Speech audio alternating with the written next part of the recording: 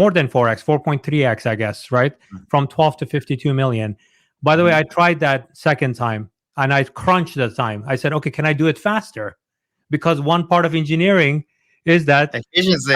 after you prove the theory that it works, you try to work on the time element to reduce the time, right? So I said, okay, let me try to reduce the time.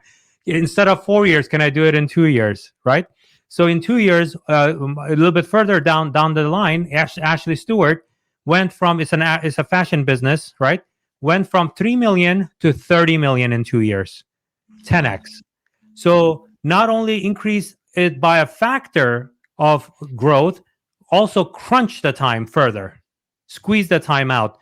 And the most recent client, let's fast forward it even further now, right? Because as I'm like, remember the policy I said is 1% improvement. That applies to the 8D method itself, the framework of 8D method. Needs to have built into it its own improvement over time. So it's possible that if we were to do this podcast maybe 2 years from now, I might tell you like, oh, I'm doing 2x in 6 weeks. Yeah. It's possible. Or I'm doing 4x in 12 weeks, right?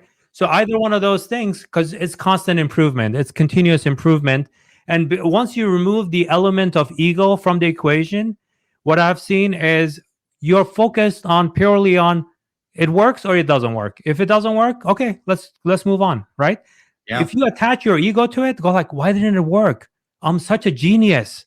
I was on a pedestal yesterday. Like, why is it not working? It's my idea. That all that is ego.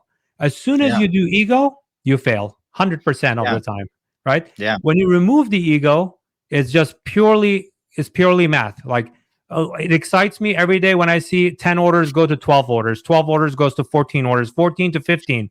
Okay, we are still at 15, but the average order went up by 20%. Great, right? Yeah. So every one of those things is improvement and looking at that. So over this 25 years, this 8D method was a repetition, daily repetition over 25 years. It's like perfecting your best dish you make as a chef, right? But you're perfecting it every day by tweaking the exact amount of salt you want to put in and pepper and all the spices and cooking it exactly just right to the right heat.